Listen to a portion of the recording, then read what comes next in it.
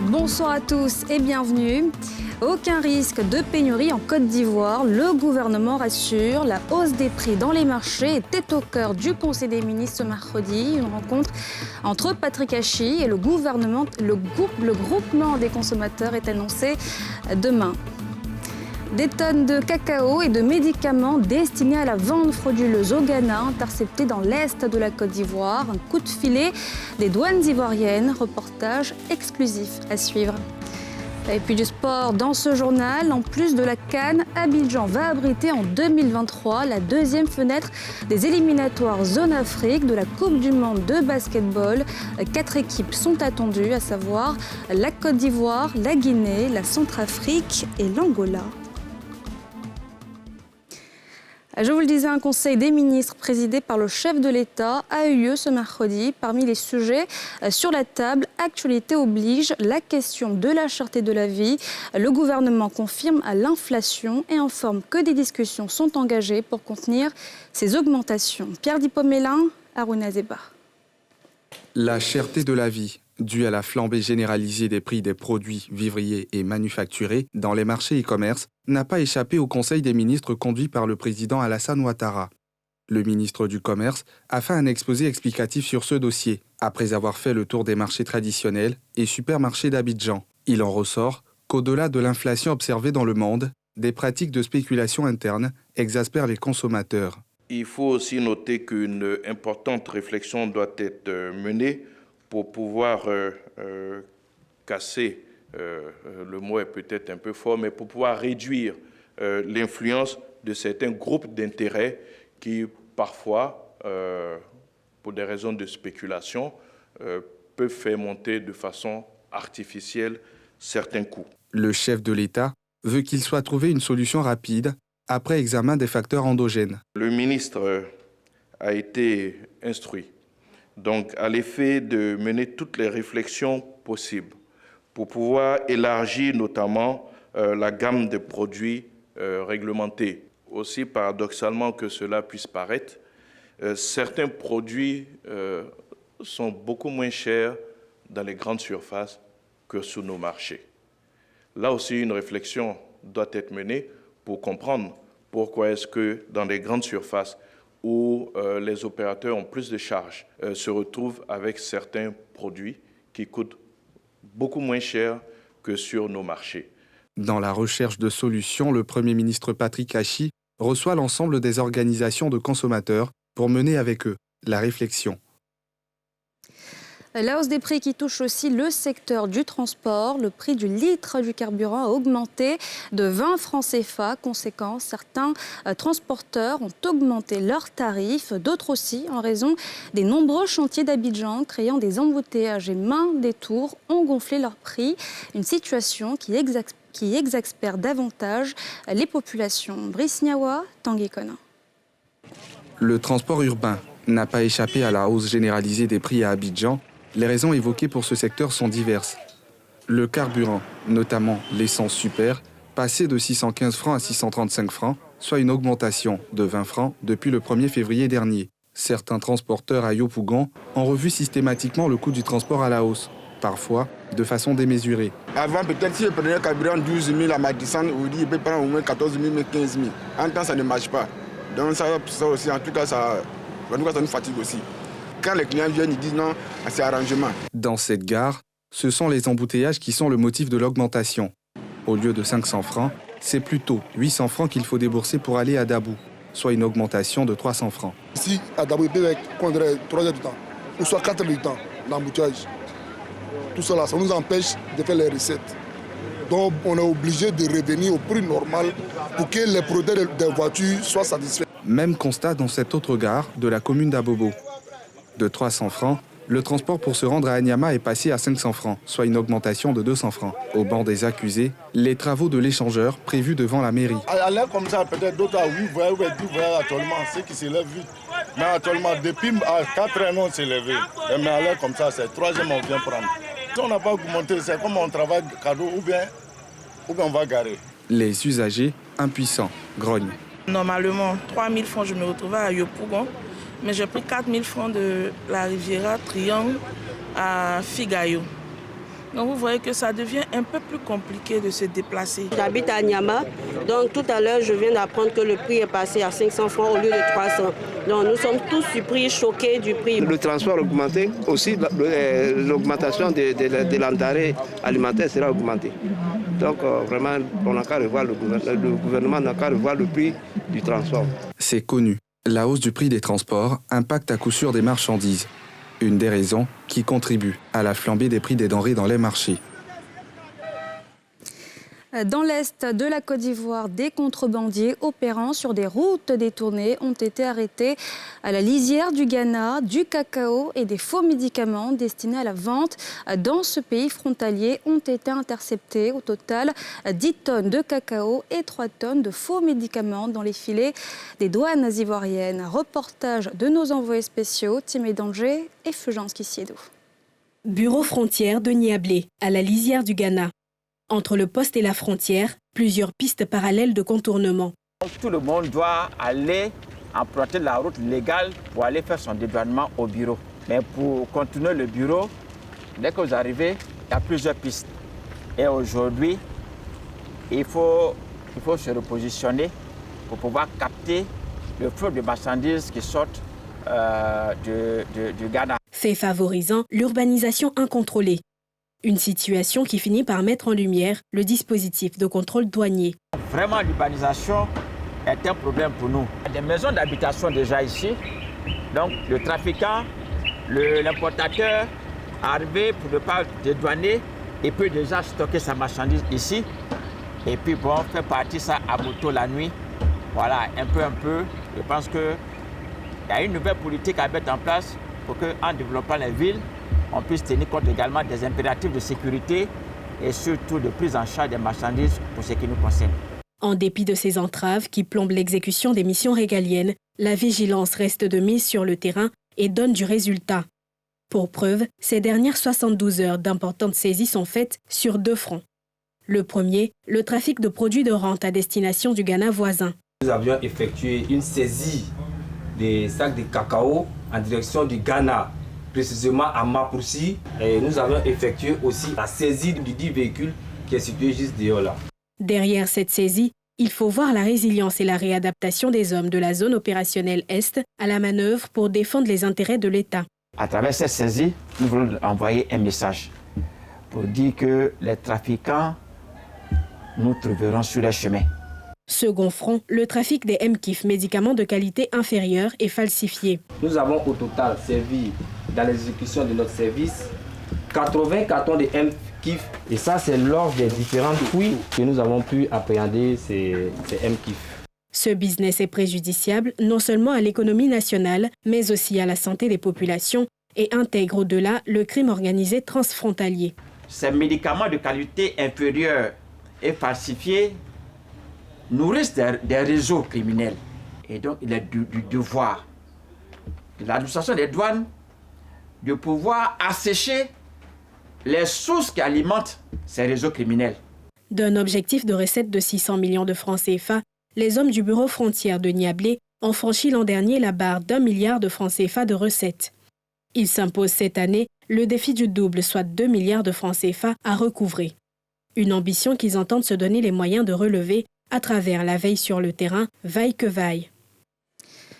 Au moins 38% des femmes en Côte d'Ivoire ont été excisées. Un souvenir douloureux pour les victimes qui libèrent la parole sur cette mutilation génitale féminine. Si elle est aujourd'hui interdite dans le pays, dans certaines régions, elle reste ancrée malgré tout. Pour sensibiliser et en finir avec cette pratique, des associations plaident pour un meilleur financement de la lutte. Nedja Eja, Fulgence Kissiedo et Mathieu Rimbadé. Malgré les actions de lutte contre les mutilations génitales féminines, le phénomène reste bien réel dans nos communautés. 36,9% de la population féminine, soit plus d'un tiers, l'a déjà subi. Un souvenir douloureux pour les victimes. Pas facile, moi je n'ai pas oublié ça facilement. C'était dur même pour moi d'oublier ça. Parce que ça fait très mal. Au nom de la tradition, ces mutilations sont imposées aux victimes sans leur consentement. Et un jour, maman m'a dit de l'accompagner dans les villages. En partant sur la route, il y a eu du monde. Ce n'était pas pour aller dans son village. C'est là-bas ils m'ont pris. Quand on partait arriver sur la route, ta maman s'est retournée pour dire qu'elle a oublié quelque chose. Et puis elle m'a laissé partir. Arrivée devant là, elle ne s'est plus présentée. Un phénomène récurrent avec quelquefois des conséquences physiologiques, obstétricales ou sexuelles. Dans leur volonté d'accompagner les survivantes à la réparation, les associations de lutte contre les MGF rencontrent des difficultés liées au manque de moyens. On a reçu plusieurs femmes qui ont eu des difficultés. Il y en a qui sont mariées mais qui n'ont pas pu consommer leur mariage après 2 ans. Il y a eu vraiment des cas de gêne vraiment dans le couple qui a fait que les femmes sont venues vers nous pour qu'on puisse les réparer. Donc, il y a eu quelques cas de réparation à notre actif seulement. Il n'y a pas de financement. Donc nous aussi, on n'a pas assez de moyens dans les survivantes. On négocie pour que les coûts soient moindres pour elles, mais elles-mêmes, elles assurent leur réparation. L'insuffisance de financement pour lutter contre les mutilations génitales féminines, une problématique au cœur de cette rencontre d'activistes. Pour le moment, le dispositif ne couvre pas entièrement le territoire national. On se base sur les plateformes de lutte contre les violences basées sur le genre. Donc, pour le moment, nous sommes à 119. Donc, il est bon de mener ce plaidoyer auprès de l'État, de sorte que toutes les localités soient couvertes de services sociaux, de centres sociaux, complexes socio-éducatifs, parce que c'est ceux-là qui seront en contact avec les populations pour gérer ces questions d'ordre social, d'ordre communautaire. Selon l'Organisation mondiale de la santé, entre 130 et 140 millions de femmes ont subi une forme quelconque de mutilation génitale. La journée internationale de tolérance zéro à l'égard des mutilations génitales se tient tous les 6 février depuis l'année 2003. Objectif, mettre fin à cette pratique d'ici à 2030. Il y a quelques jours, la Côte d'Ivoire, à l'instar des pays du monde entier, célébrait la journée mondiale de la radio. À cette occasion, les acteurs de ce média se sont retrouvés afin d'échanger sur les défis de la radio et les envies nouvelles des auditeurs. Le reportage de Mardoché Kwasi, Tanguy Conan et Mathurin Badé. Christiane Maïlé Souleymane travaille dans cette chaîne de radio depuis près de 20 ans. Ce matin, elle arrive à la station pour son rendez-vous habituel avec les auditeurs. Après avoir pris les instructions avec son directeur des programmes, elle s'assure avec sa technicienne que tout est en place pour son émission. Christiane est arrivée à la radio par curiosité. Elle a voulu au départ découvrir ce média qui la fascinait tant. 20 ans plus tard, elle demeure aussi amoureuse de la radio que le premier jour. Ce qui me plaît à la radio, c'est son côté fascinant, parce que quelque part, on ne voit personne et on l'entend. La personne essaie de décrire une scène, une activité, et tout de suite, en image, on se retrouve dans ce que la personne est en train de décrire. C'est assez ingénieux pour moi. J'ai dit, tiens, voici quelque chose, voici un métier passionnant, et je pense que je vais faire carrière. Un amour pour ce média que partage Narcisse Gouré, dit Cisco, couturier dans la commune de Yopougon et auditeur assidu de la radio. Depuis plus de 20 ans qu'il fait ce métier, la radio a toujours été son fidèle compagnon. Il dort, se réveille et travaille avec la radio à ses côtés. La radio nous apporte la joie, ça nous donne la force. C'est notre compagnon de tous les jours, franchement. Avec la radio, on ne se sent pas ennuyé, quoi. Voilà, le boulot, mais il est déjà pénible. Donc quand tu as une bonne fréquence à côté de toi, tranquille, quoi. Le travail il est bien fait, puis ça inspire encore. C'est cette fidélité et cette confiance en ce média qui ont été mis en avant lors de l'édition 2022 de la Journée mondiale de la radio, dont les festivités officielles en Côte d'Ivoire ont eu lieu au foyer des jeunes de Bingerville. Une occasion saisie par Agnès Crédit, conseiller spécial représentant le ministre de la Communication, des Médias et de la Francophonie, président de la cérémonie, pour revenir sur le rôle important que joue ce média dans notre quotidien. Je reste fondamentalement attaché à la radio en raison des nombreux services que cette innovation technologique rend aux populations d'ici et d'ailleurs depuis plus d'un siècle en tant que vecteur d'information, d'éducation et de divertissement. Une parole qui sort de la radio doit être une source vivifiante pour l'ensemble des auditeurs et des auditrices que nous représentons. Dès lors, un capital de confiance doit s'installer entre les stations de radio et leurs auditeurs et auditrices. Soyez donc des professionnels toujours vigilants. Une des annonces importantes de cette rencontre a également été la construction très prochaine à Yamoussoukro de la Maison de la Radio. Un projet porté par l'Union des radios de proximité de Côte d'Ivoire et ses partenaires. La radio, ajoutons-le, est challengée depuis quelques années par les nouveaux médias que sont les réseaux sociaux. Malgré cela, elle reste l'un des médias les plus fiables et les plus utilisés selon différents rapports internationaux.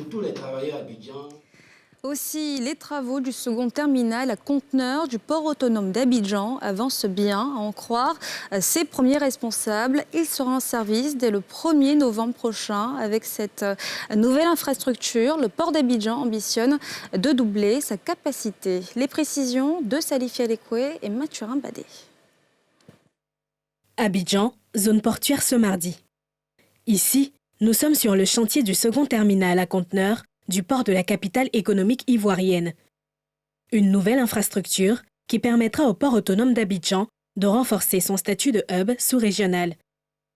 De la plateforme aux voies d'accès, en passant par la station de fourniture d'électricité, les ouvriers sont à l'œuvre pour offrir une infrastructure respectueuse des normes environnementales. On démarre bien avec beaucoup d'équipements électriques, notamment sur la partie opérationnelle où avec la douane, les autorités portuaires, les lignes maritimes et les réceptionnaires ou les exportateurs, on aura des échanges par les systèmes informatiques, par des systèmes EDI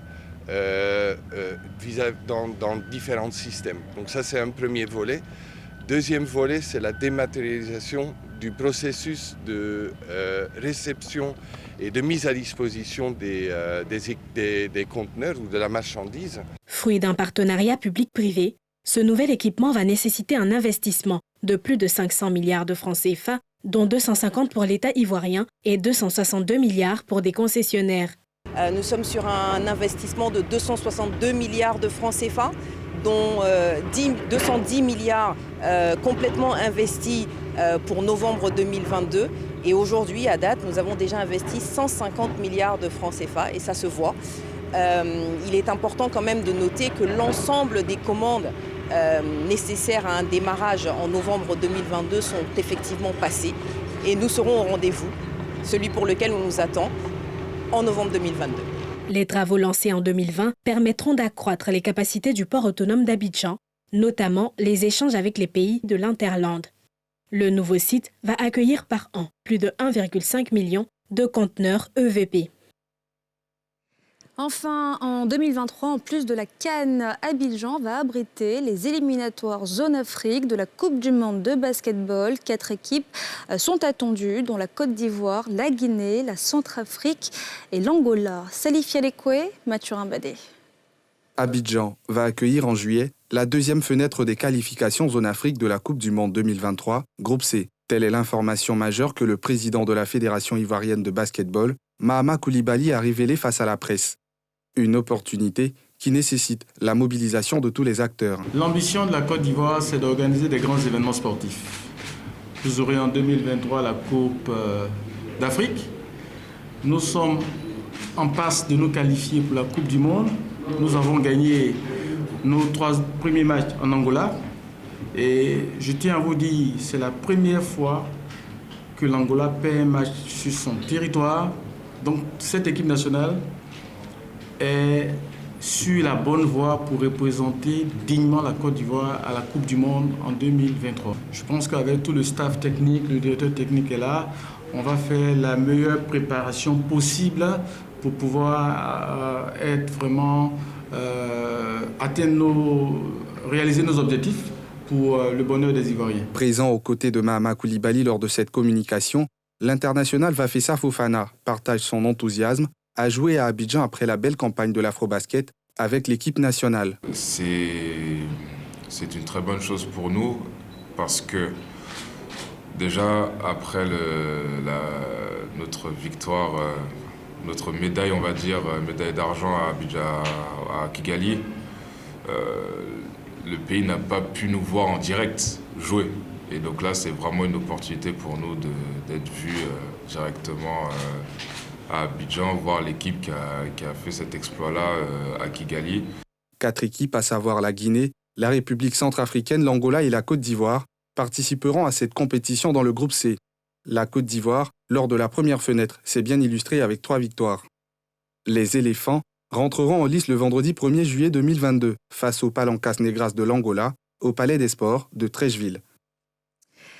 Et voilà pour l'essentiel de l'actualité. Merci d'avoir été avec nous. Retrouvez demain Evelyne Débat. Excellente suite de programme sur la nouvelle chaîne ivoirienne.